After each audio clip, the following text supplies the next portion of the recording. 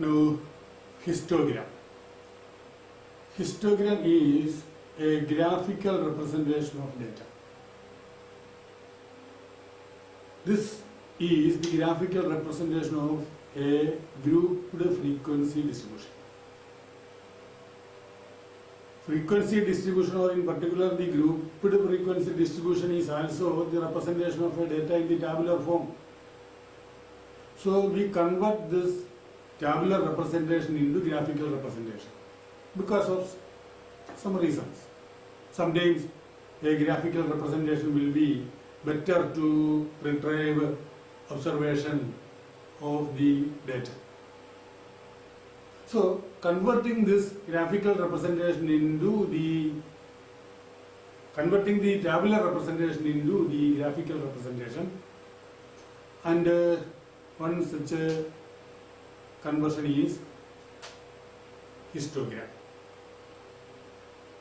And now histogram is a bar diagram with the adjacent bars, one touching the other, consecutive bars.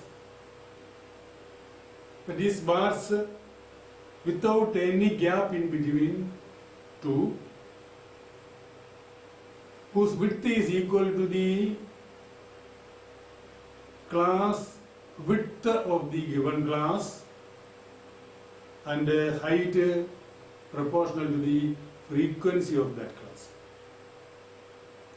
We will have the classes and frequencies because we are constructing the histogram of a frequency distribution, grouped frequency distribution. So we have the classes and also the frequencies. Construct adjacent bars whose width equal to the class width, class interval, and height proportional to the frequencies. Then we get the histogram. That's it. So we can explain this again with an example. So consider a grouped frequency distribution. Suppose the table is like this. Say class frequency.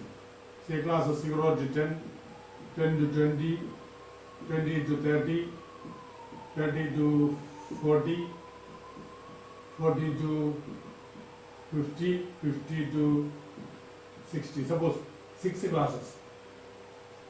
And the corresponding frequencies, say 10, 15, 20, 30, 25, then 10, total 110.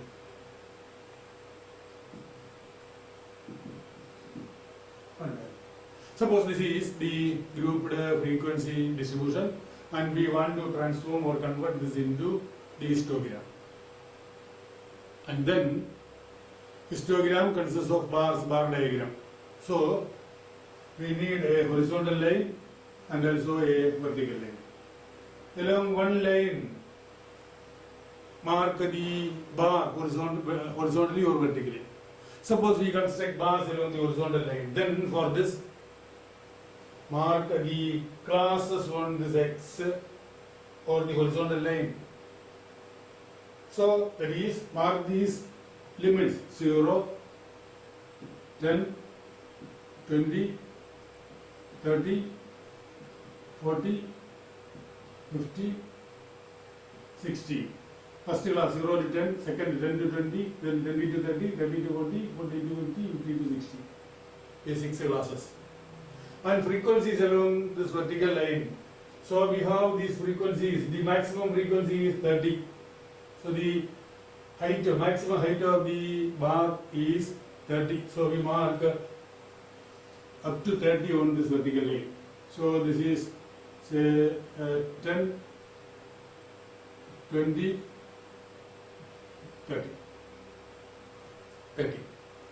And now construct bars with the width of the bar equal to width of the class, height proportional to the frequencies. So the first class 0 to 10 and its frequency is 10. So we construct this bar, height 10 and the width equal to 10. And then next class 10 to 20, frequency 15. So frequency 15. So adjacent bar, adjoining bar, class interval this 10, frequency 15. So this is 15. And then next 20 to 30, frequency 20. So next bar. Okay. Then 30.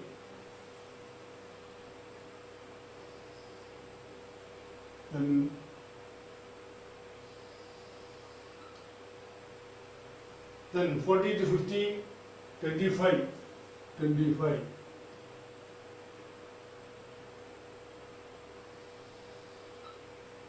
Then 50 to 60, 10.